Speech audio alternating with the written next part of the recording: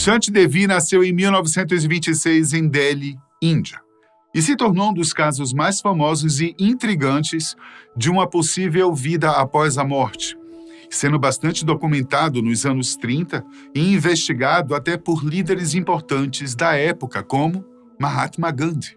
Desde seus 3 ou 4 anos, ela começou a dizer que seu verdadeiro nome era Luigi Devi e que vivia em Mathura, uma pequena aldeia a cerca de 145 quilômetros de distância.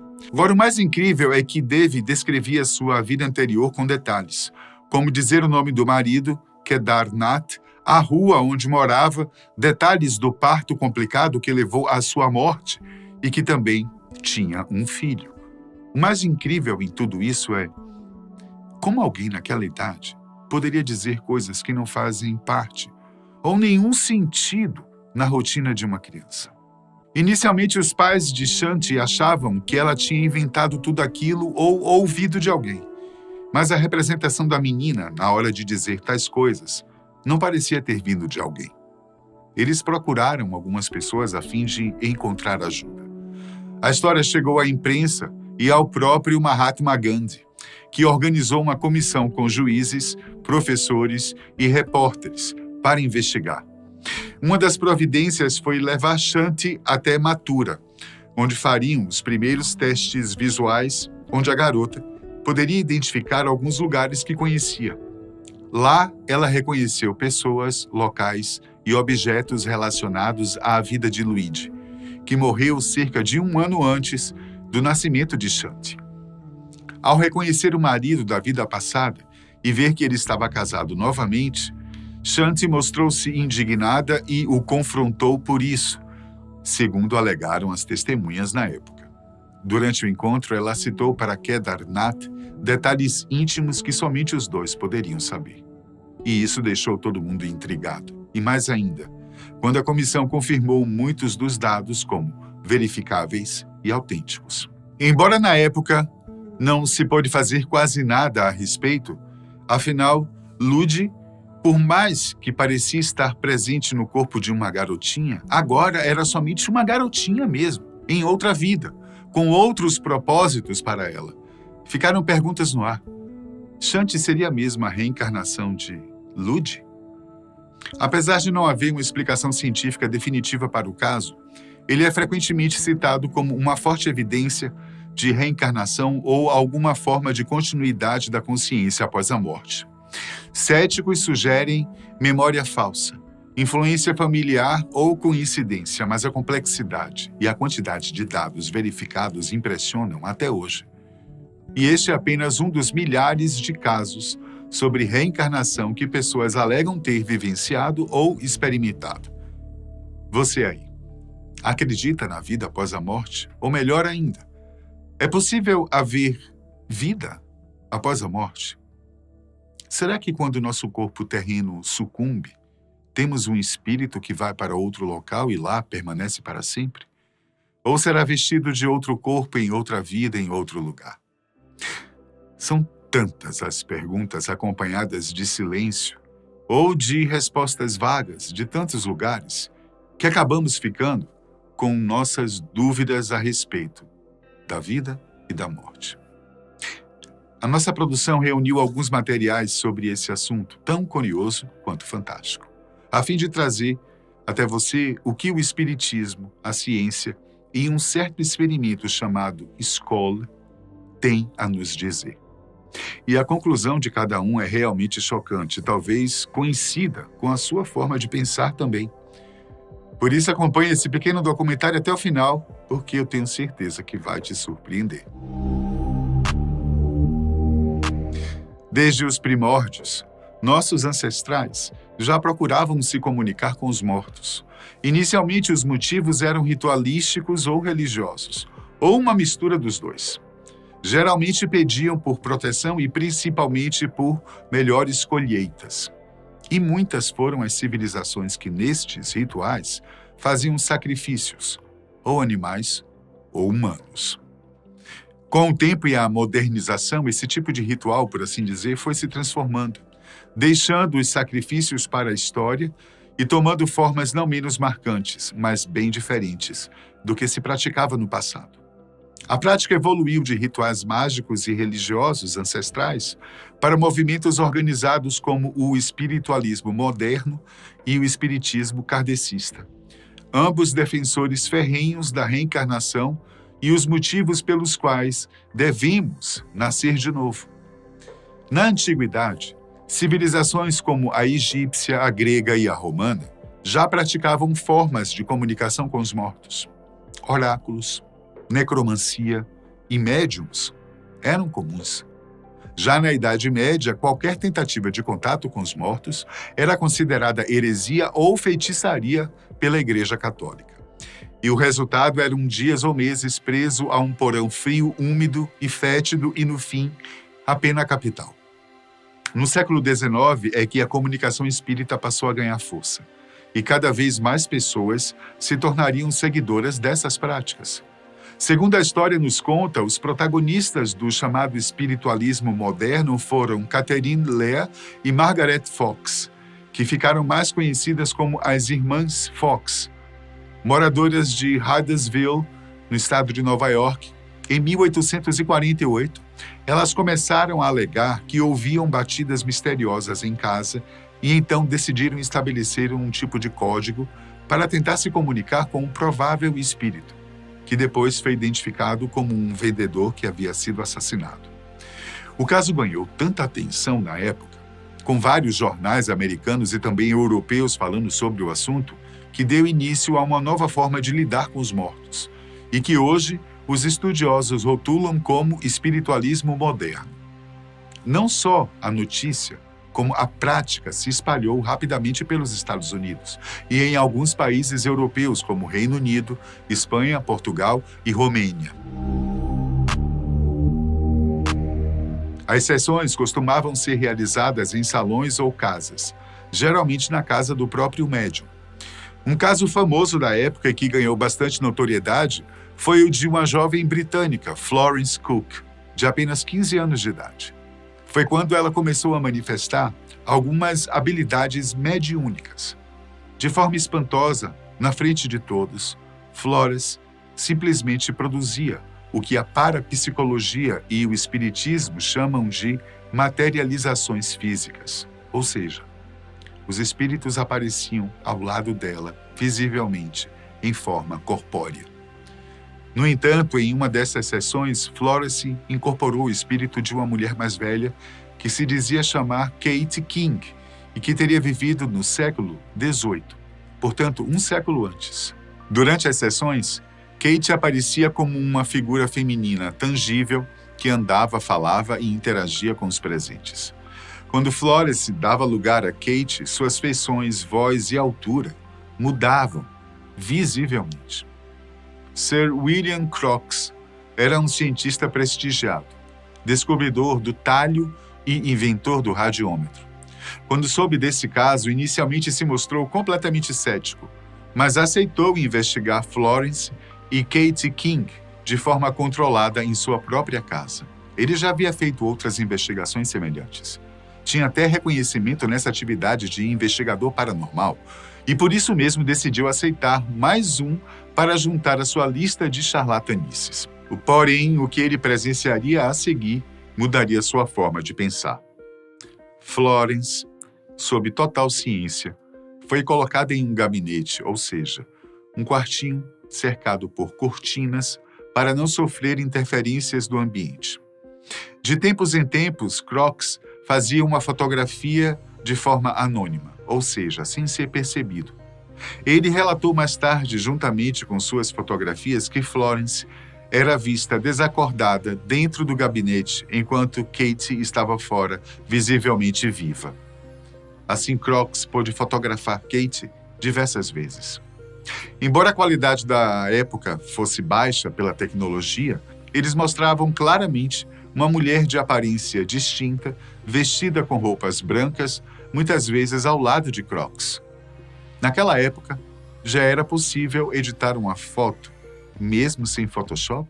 Na verdade, a edição e alteração de fotos sempre foi possível, desde que o primeiro revelador adicionou um elemento extra durante as revelações. Ele, mesmo não estando na cena, apareceu na imagem revelada. Então sim, já era possível. Contudo, Crookes nunca mudou seu veredito, mesmo com o risco de manchar sua reputação como cientista.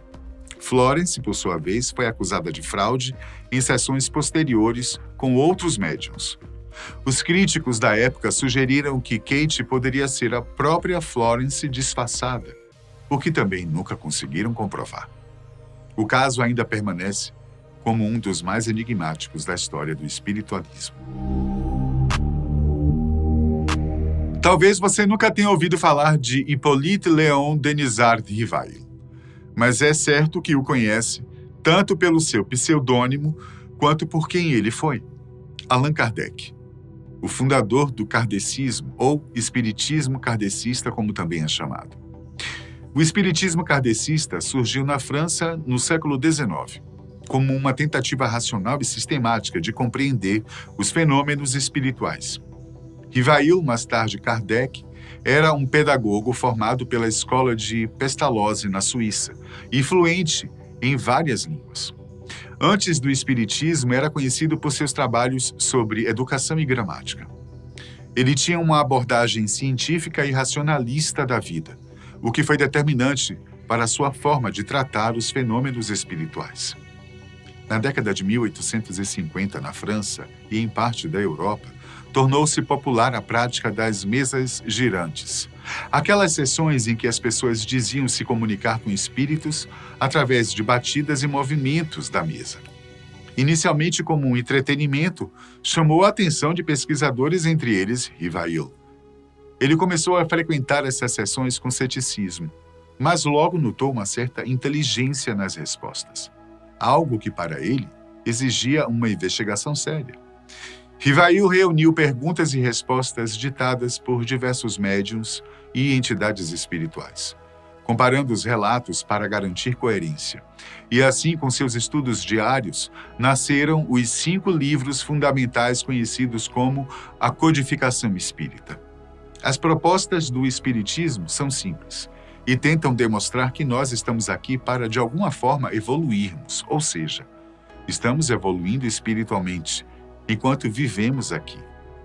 Evidentemente, ou evoluímos, ou o contrário disso, dependendo de nossas ações individuais enquanto encarnados. Um dos pontos mais altos do Espiritismo é a defesa da reencarnação e seus processos. Voltar a viver em um corpo físico é como uma lei natural de aprendizado, ou seja, seu espírito volta à Terra quantas vezes foram necessárias para que seu desenvolvimento seja completo. Diversos casos de reencarnação costumam ser debatidos entre aqueles que frequentam centros espíritas e sessões. E um dos mais notáveis e bem conhecidos é o da espiritista brasileira Ivone do Amaral Pereira, nascida em 1900 e falecida em 1984. Ela relatava com riqueza de detalhes memórias de vidas passadas, em especial a vida que teria tido como uma cortesã na França no século XIX, chamada Ruth Céline Jaffé. Desde criança, Ivone dizia ter lembranças vívidas de outra vida na França. Ela costumava sofrer com crises de tristeza profunda, como uma depressão não diagnosticada na época, e dizia carregar culpas que não conseguia explicar na infância. Ivone dizia receber comunicações espirituais com detalhes históricos e culturais, que, segundo seus biógrafos, ela não teria como saber naturalmente. Desenvolveu-se como médium e psicógrafa notável, publicando várias obras espíritas. De acordo com as próprias memórias de Ivone, além de cortesã de classe alta, envolvida com os poderosos da Paris do século XIX, Ruth Céline era também uma médium, que atuou bastante em sua época. Porém, por levar uma vida moralmente conturbada, acabou na miséria. Ela teria usado seus dons mediúnicos para enganar pessoas. Por isso, ela retornou à Terra em um novo corpo, em uma nova vida, mas com provas dolorosas como mediunidade ostensiva e sofrimentos físicos e emocionais. Ivone reconhecia a encarnação como uma oportunidade de reparação kármica. O Brasil, talvez por suas raízes afro-europeias, desde seu descobrimento, possui uma forte relação com a espiritualidade. Mesmo com a força com que o catolicismo ganhou desde a colonização, os primeiros trabalhadores, para não dizer os escravos africanos que para cá foram trazidos, mantiveram sua tradição em se comunicar com seus ancestrais, por meio de suas crenças iorubais e banto, riquíssimas em espiritualidade, simbolismos, rituais e cosmologia. O kardecismo veio para o Brasil logo após Kardec ter lançado sua primeira e talvez mais importante obra, o Livro dos Espíritos. Isso significa que ele veio para cá por volta de 1860, trazido por intelectuais, médicos, militares, jornalistas e outros profissionais liberais que tinham contato com a cultura francesa e estavam abertos a novas ideias filosóficas e científicas. Hoje, mesmo não sendo considerado uma religião, mas sim uma doutrina religiosa, o Espiritismo é, sem dúvida, um dos mais procurados por pessoas que desejam elevar sua moral e conhecimentos espiritualistas no Brasil. A ciência pode provar a vida pós-morte? O que diz a física quântica a respeito do afterlife? Será que os universos paralelos explicam uma possível vida além desta que vivemos aqui? E Einstein, oi? O que ele dizia a respeito de viver após a morte?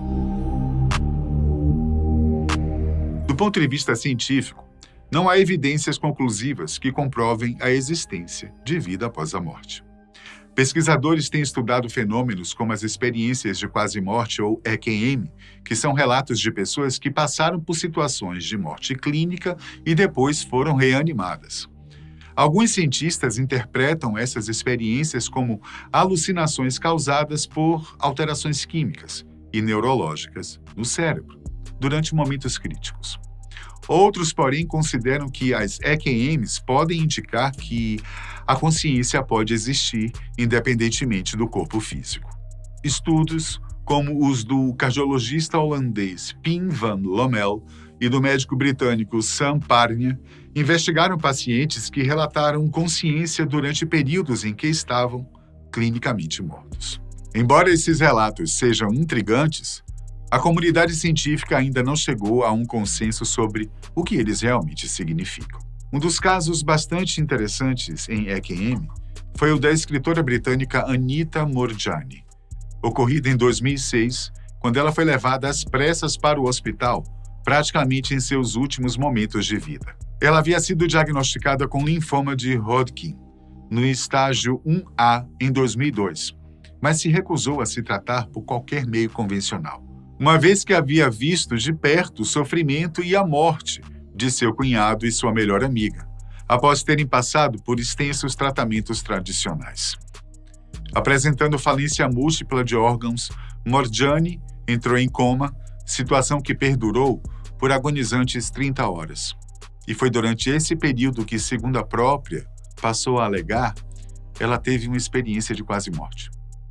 Moorjani afirma ter vivenciado muitos detalhes característicos de uma experiência de quase-morte. Em seu relato, ela também diz ter passado por uma experiência extracorpórea, isto é, quando o espírito deixa o corpo físico, mas fica próximo a ele, observando tudo o que se passa ao redor e consciente do ambiente físico. Moorjani disse que sentia forte relutância em retornar ao seu corpo físico sofredor e moribundo, mas foi encorajada a retornar por seu pai e a sua melhor amiga, que lhe disseram que ela precisava retornar e viver sua vida sem medo. Após sair do coma, os tumores de Moorjani diminuíram cerca de 70% em 4 dias e, em 5 semanas, ela estava livre do câncer e recebeu alta do hospital, embora tenha precisado passar alguns meses em fisioterapia para recuperar a força e o uso de todos os músculos e membros. Moorjani permanece livre do câncer até hoje e se tornou uma palestrante sobre o assunto.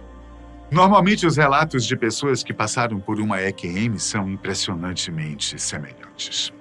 Frequentemente incluem sensações de paz, visões de luz intensa, encontros com entes queridos falecidos e a sensação de estar fora do próprio corpo.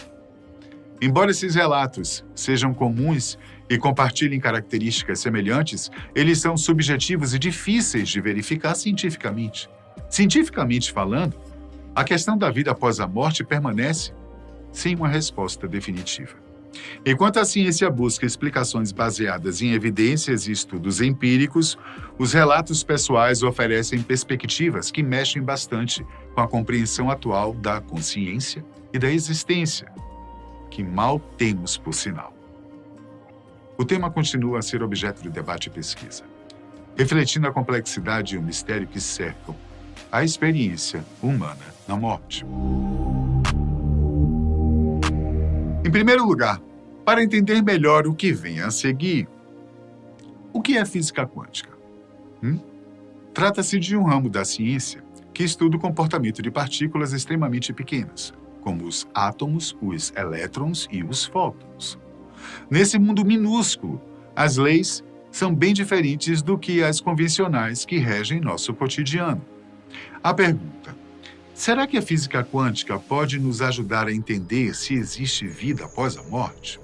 É uma das que mais intrigam os cientistas da área. A outra é sobre a existência de universos paralelos.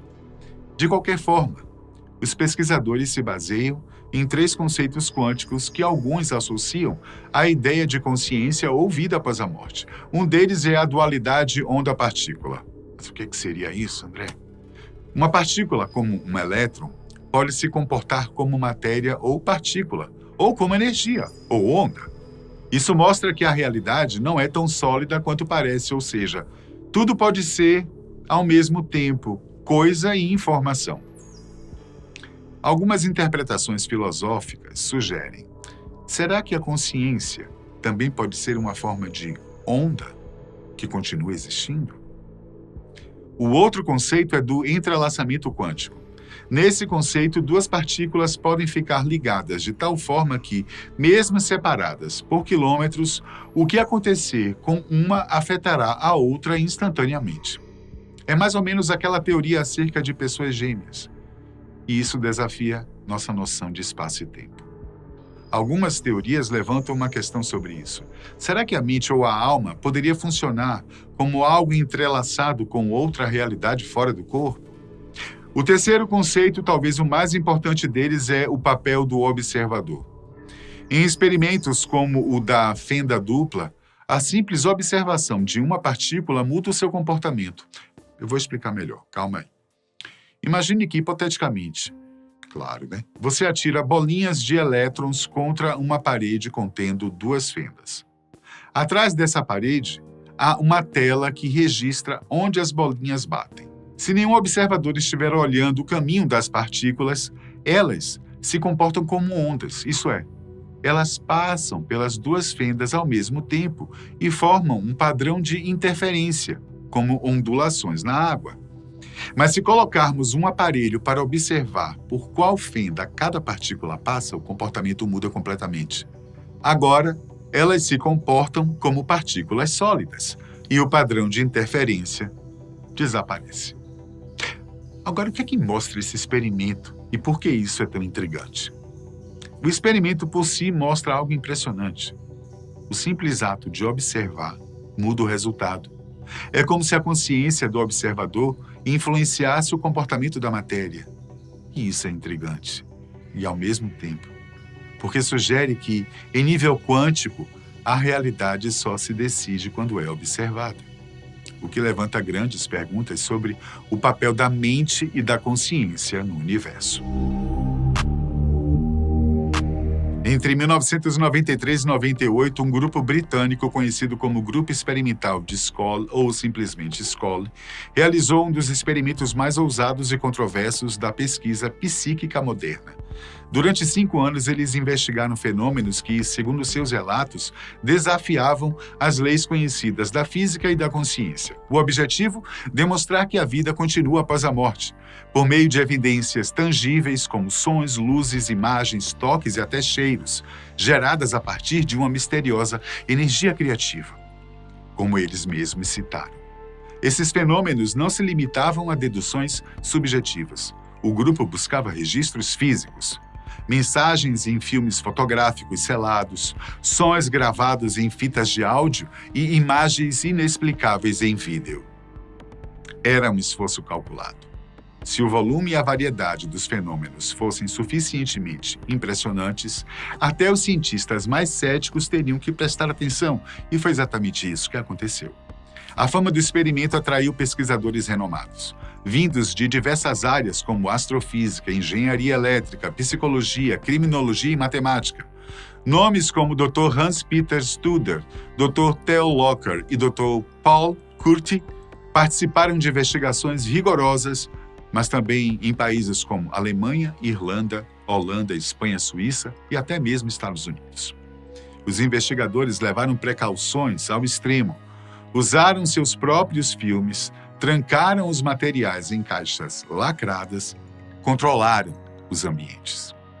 Ainda assim, imagens surgiam nos negativos e mais, mensagens codificadas, desafios enigmáticos, símbolos que pareciam querer ser decifrados. Mais tarde, os fenômenos se expandiram. Imagens surgiram em fitas de vídeo, vozes em gravações de áudio, luzes dançavam em plena escuridão, objetos se materializavam do nada. E o mais impressionante, formas humanas sólidas apareciam diante das testemunhas. As sessões duravam entre 2 e 2 horas e meia. Em muitas delas, experimentos com áudio, fotografia e vídeo ocorriam simultaneamente. A abordagem era inovadora, baseada no uso de uma energia não convencional, uma combinação de forças humanas, terrestres e espirituais, segundo o grupo. Esse modelo energético era central. Permitia, segundo seus relatos, que entidades de outras dimensões influenciassem a matéria do nosso mundo. Rapidamente, o grupo começou a receber comunicações de entidades que se identificavam como equipe de muitas mentes. Supostamente eram milhares de consciências trabalhando em conjunto para provar que a morte não é o fim, apenas uma transição para outras camadas da existência. Essas inteligências alegavam operar de realidades paralelas inacessíveis aos sentidos humanos comuns e à tecnologia científica atual. Mas, através da energia criativa, afirmavam conseguir agir sobre átomos e moléculas em nosso mundo físico, gerando fenômenos observáveis. A exigência deles era clara. As evidências precisavam ser testáveis e removíveis do ambiente experimental. Queriam fornecer provas concretas da existência de outras realidades. O que o Grupo Scully produziu durante seus 5 anos de experimentos ainda gera controvérsias. Mas uma coisa é certa: a quantidade de registros e testemunhos levanta questões profundas sobre a natureza da consciência, da realidade e da própria existência humana.